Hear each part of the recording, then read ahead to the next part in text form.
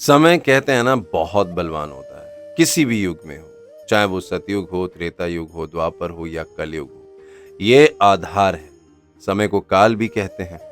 आज मैं 2 उदाहरण दूँगा रामायण और महाभारत से, जिसमें कि समय को किस तरीके से आप यूज़ कर सकते हो उसका एक एक आपको स्टोरी बताऊँगा।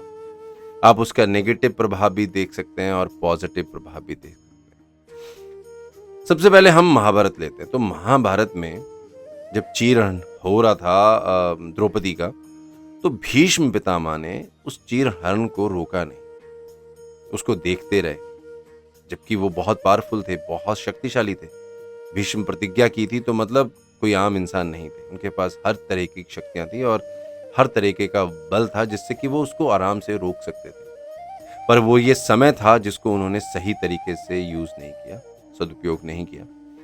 जिसके फलस्वरूप उनको इस चीरहरण को ना रोकने की वजह से जब वो मृत्यु को प्राप्त हो रहे थे तो वो जो तीर थे ना, बाणों की शैया थे, उस पे लेटे। अब अगर हम ध्यान से देखें कि यही ऐसा ही एक उदाहरण आता है रामायण में, जब रावण माँ सीता के रूप माया सीता को लेके जा रहा था, किडनैप किया था। जब वो लेके जा रहे थे तो जटायु बीच में पड़े थे। मतलब जटायु ने जब आवाज़ सुनी माया सीता की कि कोई उनको लेके जा रहा है, हरण करके लेके जा रहा है, तो उनको रोकने के लिए जटायु ने अपने उस समय को सदुपयोग किया, लड़ाई की और मृत्यु को प्राप्त हुए। हालांकि रोक नहीं पाए मगर मृत्यु को प्राप्त हुए। अब एक समय वो था जब महाभारत में सही समय को, मतलब जो समय पे इवेंट हो रहा था उस समय को सही रूप से यूज ना करने पर उनको मृत्यु मिली बाणों की शैया पर। और रामायण में उसी समय को, मतलब जब कुछ इवेंट हो रहा था, उसी इवेंट को एक पात्र ने सदुपयोग किया और उसको मृत्यु प्राप्त हुई श्री राम जी के गोद में। समय कितना बलवान है, सही रूप से प्रयोग करने से आपका अंत कितना अच्छा हो सकता है, ये आपको इन 2 उदाहरणों से पता चल सकता है। अब मैं अगर फिर भी बोलूं कि अगर महाभारत का मैं भीष्म पितामह वाला जो पात्र, जो उदाहरण है, मैं उसको थोड़ा सा और पॉजिटिव वे में बोलूं तो ठीक है, उन्होंने नहीं रोका।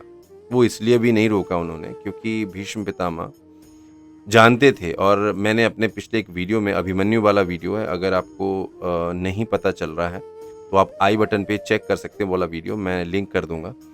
अभिमन्यु वाले वीडियो में मैंने बताया था कि देवताओं को ना, ये भगवान की तरफ से एक ऑर्डर था कि जब जब पृथ्वी पर कोई पाप बढ़ेगा, पापी आएगा या कोई भी ऐसा अस्थिरता वाला समय आएगा, तो आपको अपने अंश या खुद को अवतरित करना पड़ेगा, जन्म लेना पड़ेगा और जाके उस चीज को कंट्रोल करना पड़ेगा।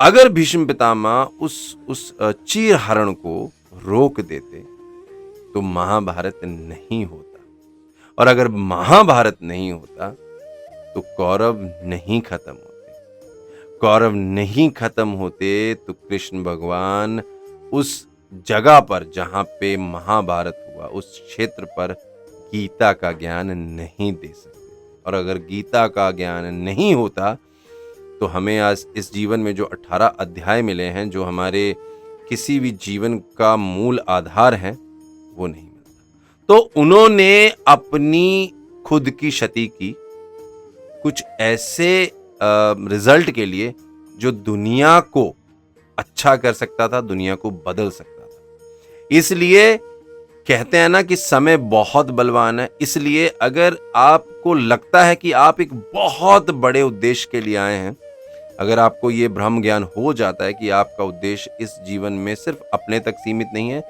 दूसरों तक सीमित है, या ब्रह्मांड के बहुत बड़े क्षेत्र के लिए आपका जो लाइफ मोटो है, तो आपको अपने क्षेत्र को, यानी कि इंडिविजुअल जो पर्सपेक्टिव है, उसको छोड़कर आपको मल्टी डायरेक्शनल, जो आप बहुत सारे लोगों के लिए यूजफुल हो सकते हैं, आप उसको एक्सेप्ट करिए। तो समय हमेशा आपको ध्यान में रखना है, उसी को आधार बनाना है, और जो आपको लगे कि ये ज़्यादा कारगर है, जिसके लिए भी, चाहे वो इंडिविजुअल के लिए, चाहे वो बहुत सारे लोगों के लिए, उसी का चयन करके आप अपने जीवन को आगे बढ़ाइए, मोक्ष के कारक बनिए और मोक्ष को प्राप्त करिए। सीताराम।